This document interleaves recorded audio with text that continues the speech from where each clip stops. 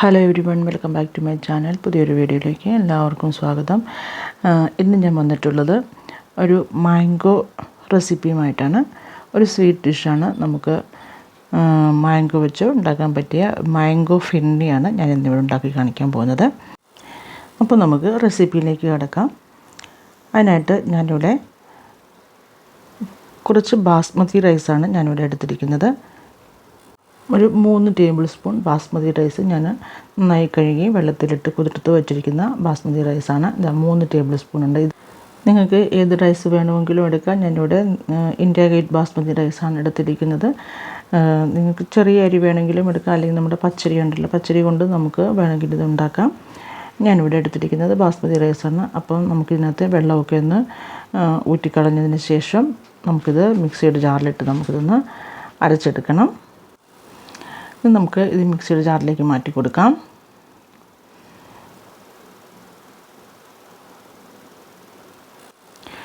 കുറച്ച് വെള്ളം കൂടി ഒഴിച്ചു കൊടുത്ത് നമുക്കിതൊന്ന് അരച്ചിട്ടെടുക്കാം.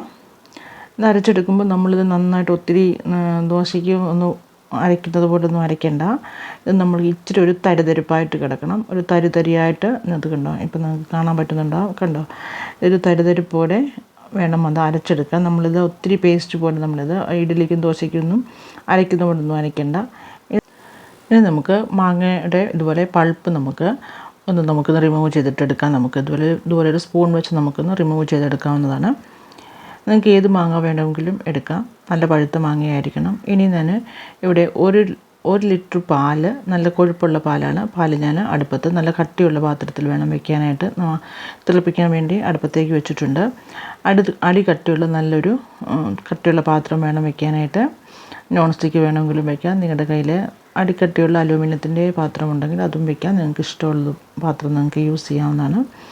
പാല് നന്നായി തിളച്ച് വരുമ്പോഴേക്കും നമുക്കതിലേക്ക് നമ്മൾ അരച്ച് വെച്ചിരിക്കുന്ന ഈ അരി നമുക്ക് ഒഴിച്ചു കൊടുക്കാം.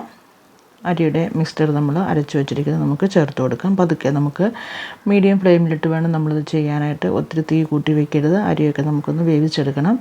അതിനുവേണ്ടി നമുക്ക് പതുക്കെ ചെറിയൊരു തീയിൽ ചെറിയ ഫ്ലെയിമിലിട്ട് നമുക്ക് വേവിച്ചെടുക്കാം. ഒരു 1/4 കപ്പ് പഞ്ചസാരയോട് നമുക്ക് അതിലേക്ക് ചേർത്ത് കൊടുക്കാം. നന്നായി ഇതൊന്ന് കുറുകി വരണം. ഇപ്പോൾ ഇത് 1 ലിറ്റർ പാലുണ്ടല്ലോ, അത് നമുക്ക് നന്നായിട്ടൊന്ന് കുറുക്കിയെടുക്കണം. കുറുകുന്നതിൻ്റെ അളവ് ഞാനിവിടെ കാണിച്ചു തരാം നിങ്ങൾക്ക്. ഇത് നല്ലപോലെ വെന്ത് വരണം. അരിയൊക്കെ ഇതിവിടെ നിന്ന് ഒന്ന് തരിതരിപ്പായിട്ട് വേണം കിടക്കാനായിട്ടും. നമുക്ക് കുറച്ച് പിസ്ത നമുക്കിതിവിടെ നിന്ന് ഒന്ന് ക്രഷ് ചെയ്തിട്ട് നമുക്ക് അതിലേക്ക് ചേർത്ത് കൊടുക്കാം. ഇതിപ്പം കുറുകി തുടങ്ങിയിട്ടുണ്ട്. ഇനി കുറച്ചുകൂടെ കുറുകും. നമുക്ക് ഒത്തിരി അങ്ങ് കുറുക്കരുത്, ഇരുന്ന് പിന്നെയും കുറുകും. അതുകൊണ്ട് നമ്മൾ ഒരുപാട് ഇത് കുറുക്കിയെടുക്കരുത്. ഇനി നമുക്കിതിലേക്ക് 1 കപ്പ് മാംഗോയുടെ പൾപ്പ് നമുക്ക് ചേർത്ത് കൊടുക്കാം. അതൊന്ന് സ്പൂൺ കൊണ്ടൊന്ന് എടുത്തതിന് ശേഷം മിക്സിയുടെ ജാറിലിട്ട് നമുക്കിതൊന്നൊരു പേസ്റ്റാക്കി എടുക്കണം. അരച്ചെടുത്ത ഒരു മിക്സ്ചറാണത്. പാലൊക്കെ ഒന്ന് കുറുകി വന്നതിന് ശേഷം വേണം നമ്മൾ മാങ്ങയുടെ മിക്സ്ചർ നമ്മൾ ചേർത്ത് കൊടുക്കാനായിട്ട്. എന്നിട്ട് നമുക്ക് സ്റ്റൗ ഓഫ് ചെയ്യണം. മാങ്ങ ചേർത്ത് കൊടുത്തതിന് ശേഷം നമ്മൾ സ്റ്റൗ ഓൺ ആക്കരുത്. സ്റ്റൗ ഓഫ് ചെയ്തിട്ട് വേണം നമ്മൾ മാങ്ങയുടെ മിക്സ്ചർ ചേർത്ത് കൊടുക്കാനായിട്ട്. ഒന്ന് ഇതായി കുറുകിയിരിക്കുന്നുണ്ട്. ഇതുപോലെ ഈ പരുവത്തിൽ വേണം നമ്മൾ സ്റ്റൗ ഓഫ് ചെയ്യാനായിട്ട്. ഇതുപോലെ നമുക്ക് ചെറിയ പാത്രം കിട്ടും. നമുക്ക് ഈ മൺപാത്രങ്ങളൊക്കെ വയ്ക്കുന്നുണ്ട് കയ്യിൽ. ഇതുപോലത്തെ ചെറിയ പാത്രം കാണും. നമുക്ക് അതിൽ വേണമെങ്കിൽ ഒഴിച്ച് വെച്ചിട്ട് നമുക്ക് ഫ്രിഡ്ജിൽ വെച്ച് നമുക്കൊന്ന് തണുപ്പിച്ചതിന് ശേഷം നമുക്ക് യൂസ് ചെയ്യാവുന്നതാണ്. എനിക്ക് ചെറിയ പാത്രങ്ങളാണ് കിട്ടുന്നത്. നമുക്ക് ഇതിലും വലിയ ഒരുവിധം മീഡിയം ടൈപ്പിലുള്ള പാത്രങ്ങൾ കിട്ടും. അത് നമുക്ക് മേടിച്ചിട്ട് നമുക്കിതുപോലെ വെച്ചിട്ട് നമുക്ക് ഫ്രിഡ്ജിൽ വെച്ച് തണുപ്പിച്ചിട്ട് നമുക്ക് കഴിക്കാം.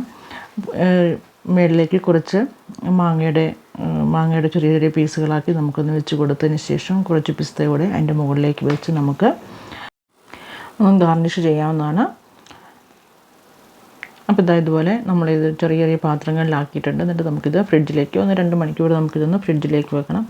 ഇതുപോലത്തെ എൻ്റെ കയ്യിൽ വേറെ ഇതുപോലത്തെ ചെറിയ മണ്ണിൻ്റെ പാത്രങ്ങളുണ്ട്. അതിലേക്കാണ് ഞാൻ ഫ്രിഡ്ജിലേക്ക് എടുത്ത് വെച്ചിരിക്കുന്നത്. നിങ്ങൾക്ക് ഗ്ലാസിൻ്റെ പാത്രങ്ങളുണ്ടെങ്കിൽ ഗ്ലാസിൻ്റെയോ, അല്ലെങ്കിൽ നിങ്ങളുടെ കയ്യിൽ നിങ്ങൾക്ക് എത്ര പാത്രങ്ങളാണോ അതിൽ വെച്ച് നമുക്ക് സെർവ് ചെയ്തതിന് ശേഷം നമുക്ക് ഫ്രിഡ്ജിൽ വെച്ച് തണുപ്പിച്ച് നമുക്ക് കഴിക്കാവുന്നതാണ്. നല്ലൊരു ടേസ്റ്റാണ്. ഒരു വെറൈറ്റി വിഭവമാണ്. നിങ്ങളൊന്ന് ഉണ്ടാക്കി നോക്കുക. ഗസ്റ്റൊക്കെ വരുമ്പോൾ ഉണ്ടാക്കി കൊടുക്കാൻ പറ്റിയ ഒരു റെസിപ്പിയാണ്. കുഞ്ഞുങ്ങൾക്കൊക്കെ ഇഷ്ടമാകും. ഒരു ഹെൽത്തി റെസിപ്പിയാണ്. അപ്പോൾ ഉണ്ടാക്കി നോക്കുക. വീഡിയോ ഇഷ്ടപ്പെട്ടാൽ ചാനലൊന്ന് സബ്സ്ക്രൈബ് ചെയ്യുക. മറ്റുള്ളവരിലേക്കൊന്ന് ഷെയർ ചെയ്ത് കൊടുക്കുക. ഫ്രണ്ട്സ് ആൻഡ് റിലേറ്റീവ്സിലേക്കൊന്ന് ഷെയർ ചെയ്ത് കൊടുക്കുക.